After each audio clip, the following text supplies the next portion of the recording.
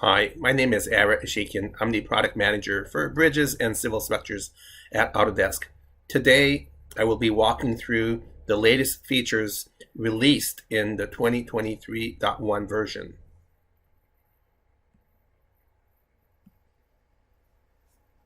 I will also be talking about some roadmap items that are currently under development.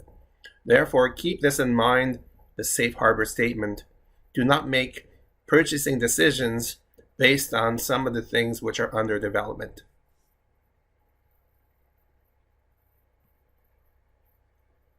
So let's look at the Civil Structures 2023.1 new features. The first one is called clipping planes. So this allows our users to have clipping planes that actually understand alignments. So in products like Revit or the large model viewer on the construction cloud, you can have section boxes or clipping planes, but those do not follow the alignments. So we reimagined how we want to have clipping planes dedicated for the use of infrastructure modelers. In this example, InfoWorks model, I modeled an interchange and I used some point clouds and reality capture data. I modeled two of the longer bridges. So let's have a look at using clipping planes in this context.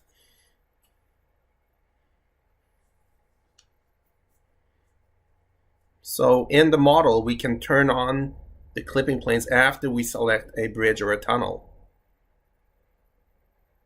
This clipping plane can be dragged dynamically along the alignment. It can even go past the alignment on the road. We can decide to turn the clipping of the terrain on or off. When we choose an area for clipping, we can zoom right to it by using the mini toolbar button. The cross section at the clipping plane is computed with precision. This is for our future development where we want to add precise snapping dimensions for elevations and distances. The clipping plane allows the user to decide which side to clip, so you can flick between one or the other.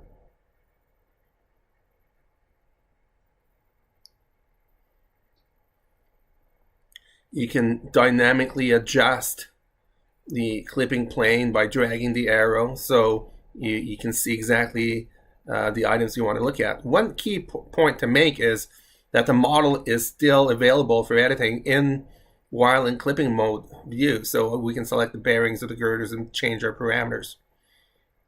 We can type in specific offsets or do it graphically. We can add multiple clipping planes, and if we hold the control button down, it will snap to the station and skew angle of all the piers. Again, try to make it as convenient as possible for our users to place these clipping planes.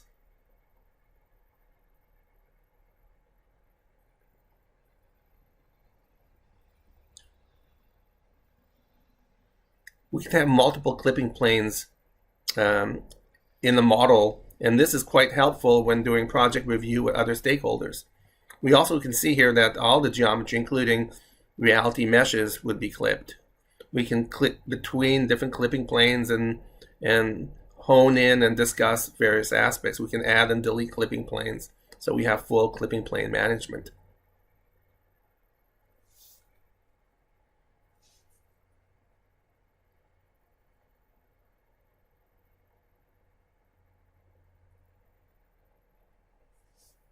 Now let's go over to another bridge, a steel bridge in this interchange, to look at how you might use clipping planes.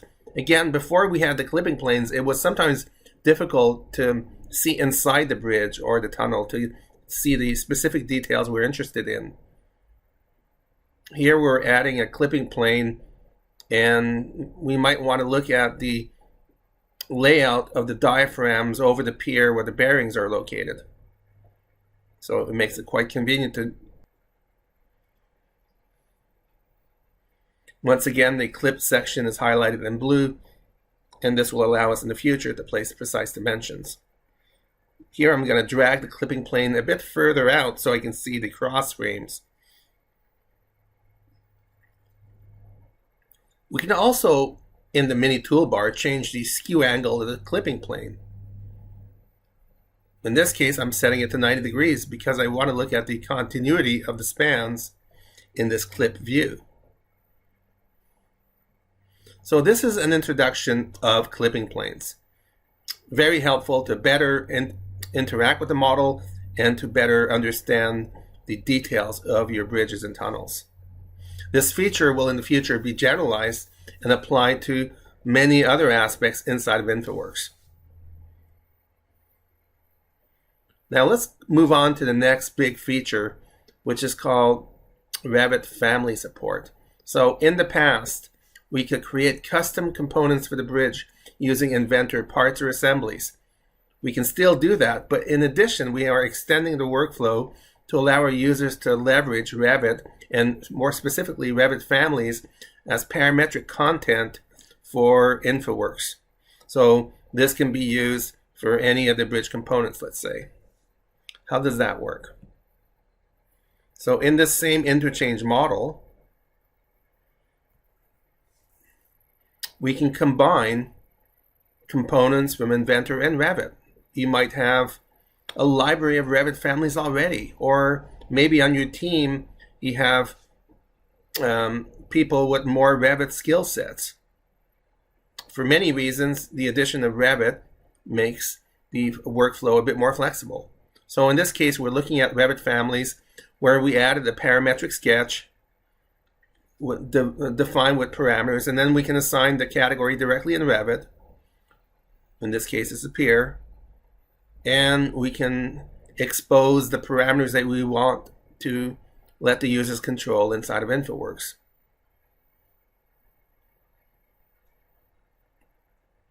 Once this Revit family is saved, we can simply open it up or import it in InfraWorks. We actually further simplify the workflow, so even for Inventor, you no longer have to have a plugin. You just point to the Inventor part assembly or the Revit family, and we can bring that in directly into the catalog or the library inside of InfraWorks. Once added to the library, we can configure and customize the appearance in the same way as we did in the past. In other words, whether you use Inventor-based parametric components or Revit-based parametric components, the workflow is essentially the same once you are in InfraWorks. Here I changed the pier to the newly added Revit family, and I can see how it dynamically adjusted the pier height, and the user can further change any other parameters, let's say the overhang of the pier cap or the thickness of the pier. We can assign this updated pier to other piers, so the workflow is unchanged.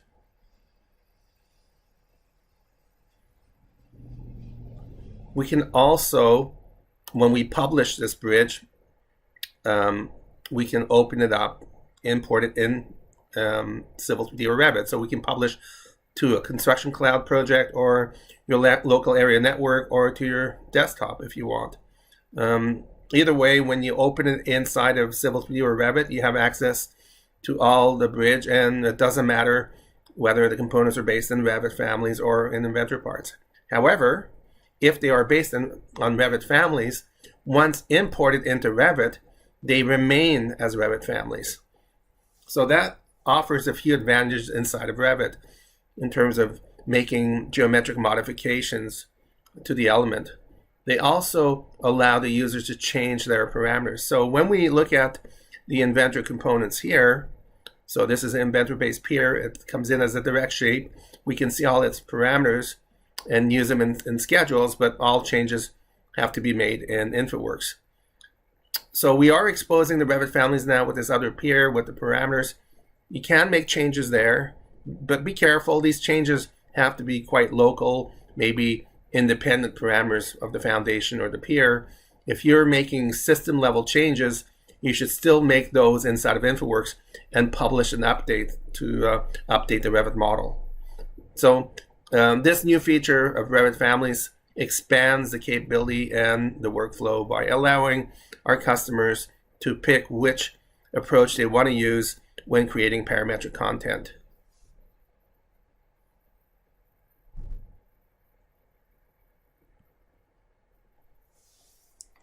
Another aspect of development in this new release is enhanced geometry control. So we focused on piers and abutments.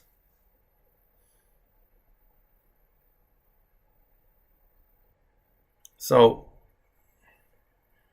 in the past, you could have piers that had a left and right slope or were horizontal. However, when you go into more detailed design or specific geometries, piers can have much more detailed geometry. In this case, a step pier cap or this architectural pier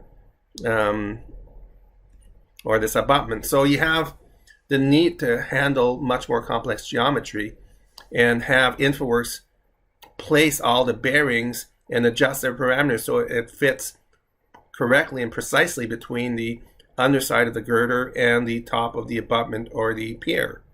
So we've really expanded or simplified this workflow. In the past, InfoWorks would look at the parameters of the pier and abutment, the slope parameters, to decide how to place the bearings. We generalized this so that instead of looking at the parameters of the component, we look at the mesh directly. So InfoWorks checks to see below each bearing what are the tangent slopes of the mesh, so they can be sloped in any direction, and InfoWorks is able to adjust all the bearing parameters to fit the bearing between the soffit of the girder and the top of the seat, whether it's the pier cap or the abutment seat. Let's have a look at an example here where this is the same interchange where we see the middle pier is stepped. We created an InfoWorks model.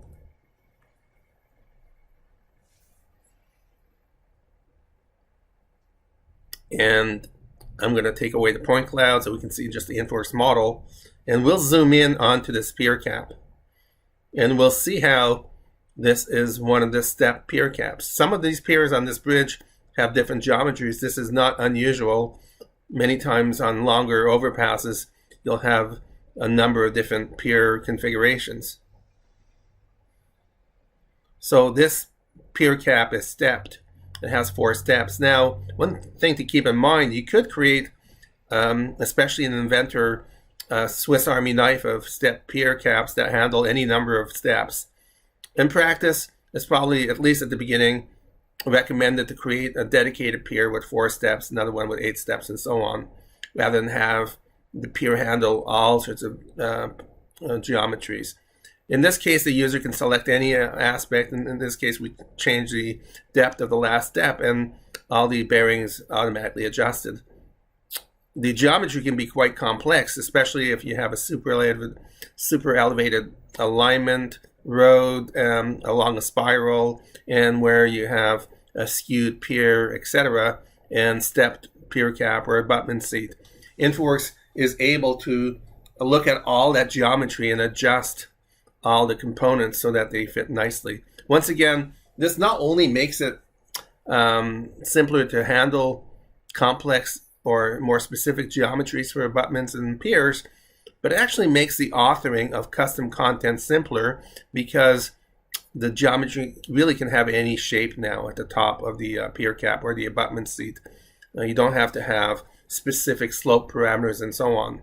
So once again, this is one area of focus for us is increasing the level of detail of the bridges and making it at the same time easy to use. So as we go from an early design into detailed design, we want the flexibility that InfoWorks offers to quickly, in context, adjust the parameters and span arrangements and girder layouts, but then progressively add more details along the way. Another feature that's worth mentioning is in the 23.0 release, we added the feature called check for updates. So in this case, you might start off, for example, with a pier cap that just has a horizontal pier cap and model this whole interchange where this pier cap is used on multiple bridges. And later on the project, you might go back and improve that pier. In the past, you would create a new version of the pier and bring that new version in to the library, and then manually, one by one, replace each peer instance. And then make sure that you're updating the parameters that you might have changed that are unique for each peer. In this new approach called check for updates, you can start with an earlier version of the component, and later on, when you improve, let's say in this case, the peer to add the steps, you can go to the style palette in InfoWorks, select that peer, and click on check for updates. It will see if there's any changes to the source of the Revit family or the inventor part or assembly, and if there are, it will dynamically, behind the scenes, update all instances in this model and across the proposals that use that component and keep all its parameters. So it's a direct replacement while you keep all the unique parameters that the component might have. So in combination with this new feature, it allows you to start an early design very quickly, place your bridges in context, and progressively improve content. In this case, the peer, but it's really this check for update works for the other bridge components, such as abutments and foundations. So again, the whole point is to allow the straightforward modeling in context to allow us to go into detailed design. Another important feature is support for open standards in terms of IFC. And IFC 4x3 is coming out in the coming months, and it's been under development for some time now, but we're very excited that it's finally there. And it's the first version of the IFC that has schemas dedicated for bridges. So the bridge components are not simply solids in 3D space, but they have alignment awareness and relationships to the alignment, and they have dedicated categories and schemas for the bridge components. So the implementation we have just released in Civil 3D allows the users to install an IFC plugin in Civil 3D 2022 and soon in 2023. And this plugin allows the users to export all the geometry inside a Civil 3D drawing into IFC. It can handle all sorts of geometry from Civil 3D. I'm going to focus on if we want to take a bridge and create an IFC model of that bridge.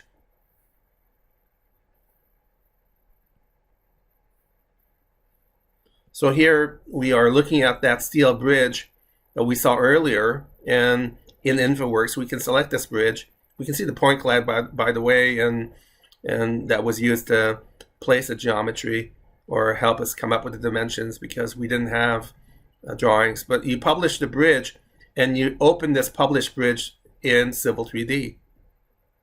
So we can see the bridge came in, and when the plugin for IFC is installed, there are command line that we can type IFC, export IFC. It's that simple to create an IFC. Now, there's other settings you can configure, mapping files for IFC categories for the bridge components. But the workflow is similar. You just open the bridge, publish it, and now you can take it into other software. In this case, I opened this IFC bridge into an open IFC viewer, and we can see that for the bridge components, all the components are there. They're the piers, abutments, bearings, diaphragms, etc., and they all carry their parameters. So this is the current workflow. You have your civil structures inside of InfoWorks. When you publish it to Civil 3D, you can then use the Civil 3D IFC workflows to export IFC. You can import this into another Civil 3D drawing as an IFC as well, or take it into other software. We have other refinements coming in the IFC workflows, in particular support for IFC 4x3 in Revit. So you'll have that option as well, and that will allow users to include all the details added to the bridges inside of Revit, such as all the rebar, as part of the IFC deliverable.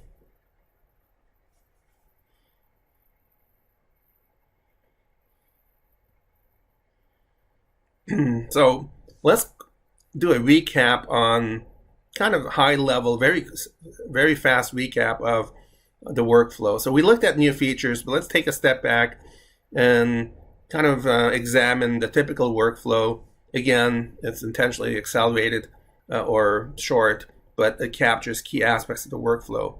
So here we have this interchange and that we modeled, and we modeled the steel bridge, and we can see the clipping planes, etc. Now we can select the advanced analysis capabilities and create a finite element model directly derived from there. Or we can create construction sheets in Revit from the imported model and start adding rebar using adaptive rebar propagation and so on. So documenting the bridge that came from InfoWorks is there. Now, if you make changes to the bridge in InfoWorks as you're iterating through your design concepts and details, you can publish an update into Revit.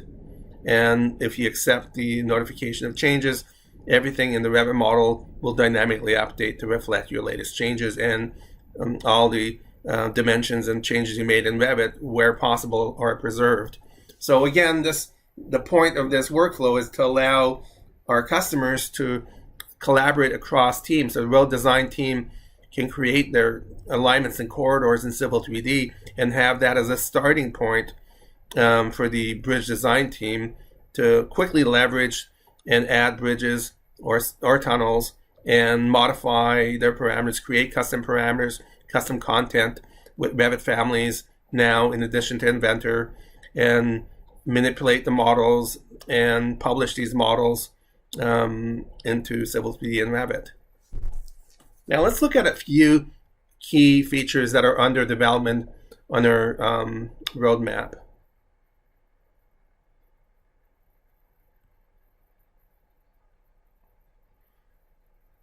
One such feature is enhanced category mapping. So in the past, when you had inventor-based content, piers, foundations, abutments, etc., you would bring these into InfoWorks, and when you published the civil structures to the construction cloud or to your local area network, and then opened or imported into Revit, before you import in Revit, you could choose which Revit infrastructure category you wanted to associate with the bridge components. That worked well. Revit doesn't allow users to change categories once the model's created. This is a Revit limitation. So you have to select the Revit categories you want before you imported the civil structures that came from InfoWorks. However, sometimes you want more control in the Revit categories. When we added Revit categories for bridges in Revit, we added a lot more categories than we're currently making use of in the simple mapping dialog box in Revit. So for instance, you might have multiple objects called generic objects along a bridge to represent secondary geometry. In this case, I have a very detailed MSC wall assembly from Inventor. That's added as a generic object to the bridge. Or I have a detail for the expansion joint or a simple finger joint. This would be another generic object, whereas the abutment and the pier would be known as abutments and piers. So when you imported this model into Revit, all generic objects would map to the same category, which was a bit too restrictive. Now, this new category mapping tab, when you import an Inventor part, allows you to pick for each instance or each type of generic object its own dedicated category. So you might pick a wall for the MSC wall, and you might pick a different category for the other generic object. So that's one big improvement. The other big improvement is that when you have assemblies that are composed of multiple parts, in the past, for instance, the abutment, you would say this is a Revit category abutment. However, if you created the abutment as an assembly in Inventor, you could kind of have separate components for the wing walls and the seat and the ballast wall. And if you now import, when this is released, it's not released yet, again, it's on the roadmap. When it's released, you'll be able to see every part of the assembly. So if you have a complex abutment, you might be able to then decide to assign more specific categories for the wing walls and the ballast walls or the piles. So it's a much more fine-grained category mapping option that this new feature allows. So not only assigning different categories for different generic objects along the same bridge, but also allowing you to drill down and assign categories to parts or in the assembly. So here you can see I replace the abutment with an assembly-based one where we have all the components. Now in InfoWorks today, it still selects the whole abutment, but when you publish this inside of Revit, each part of the assembly, in this case the abutment, can be individually selected and phased, and you will see its individual category. So this will be handy, not just for manipulation, but it's going to be handy for scheduling of quantities out of Revit. And having an assembly-based component makes it easier to place rebar when the geometry gets very complex. It should be noted that if you are using Revit families as parametric content, the category assignment is done in Revit, so we didn't want to break that workflow. So, and this refined category mapping is specifically meant for inventor parts and assemblies. For Revit families, whether they're simple families or nested families, the user, the author of the content in Revit families will assign the correct Revit family, the Revit categories.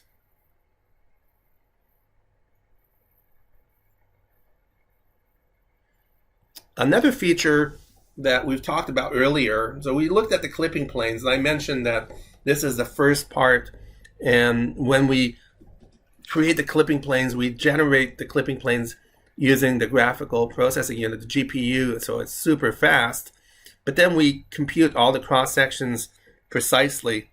Our next step is to allow users to place precise measurements and dimensions that snap to this geometry. So this will be helpful not only to look at the geometry more precision inside of InfoWorks. In the past, you might have to go to Revit, publish this bridge to Revit, and take annotations there.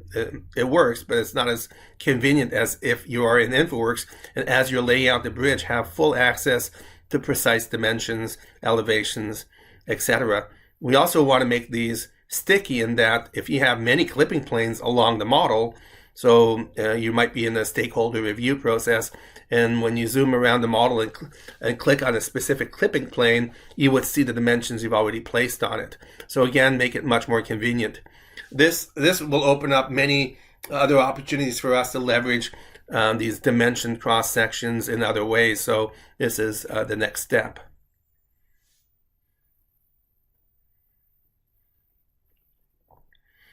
The another component that or feature that we will be adding is called work points. So in most cases, of course, our highway bridges are simpler types of bridges, but the workflow in InfoWorks, or the capabilities of parametric core, allows us even today to create any type of bridge. The only kind of complexity or awkwardness is that you have to place for instance, the truss elements or the hangers. You have to specify the X, Y, and Z of these components. And it's doable, especially when you can leverage a spreadsheet by right-clicking on the bridge, opening the organized spreadsheet and changing the values. The downside is if you change the geometry, let's say of the road, the anchor points of the stays or the hangers would not dynamically update. With work points, the idea is to allow users to create relationships between components, generic objects or other objects that refer to relative geometry. For instance, on these cable stays or hangers, you might say, the top work point relates to tower 1 work point 7. If I change the height of the tower, the cable will always know where to go, or the lower anchorage along the deck might refer to superstructure work point along the superstructure. So again, if you change the vertical profile or the super elevation, all these components would dynamically update. The truss layout would be the same. This feature is intentionally designed to be more flexible, so you can attach riprap to foundations or any relative association between two separate bridges. etc. So that's called work points, essentially dynamic relationships between known anchor points of components on your system. And this will allow us to expand the workflow so that we can add more bridge types to the libraries. But along those lines, we are working on adding a lot more parametric content in the libraries. This is always welcome from customers. Many types of foundations with very flexible parametrics, assembly-based foundations, many types of abutments that are all parametric, many types of additional content, whether it's very detailed decorations, railing systems, or bored tunnel segments, etc. So this is an ongoing process. We are looking to add more content. Another workflow that we're improving is, at the moment, we have line girder analysis and refined bridge analysis integrated in the workflow, so you can decide on a concrete bridge to extract a grillage model that understands all the geometry of the road and creates a well-formed analysis model that you can open in structural bridge design or an Autodesk robot, or you can create a finite element model like we saw in that short video a few minutes ago. But we're extending this workflow, and one of the extensions is to fully integrate the parametric bridges from InfoWorks into AASHTOWare. Many DOTs are using AASHTOWare as part of their bridge process. So we want to integrate, take the bridges that AASHTOWare can handle, and simply from InfoWorks select the bridge and say, let's open this up in AASHTOWare for other types of assessments. So these are some of the elements of the roadmap, not all, of course, but some elements that are quite interesting. We're looking forward to developing in the coming little while. So if you have any questions, I hope this presentation brought some newfound knowledge to you as to what we're working on, and that you will take the time to experiment and test all these features out and use it on your projects. Thank you very much.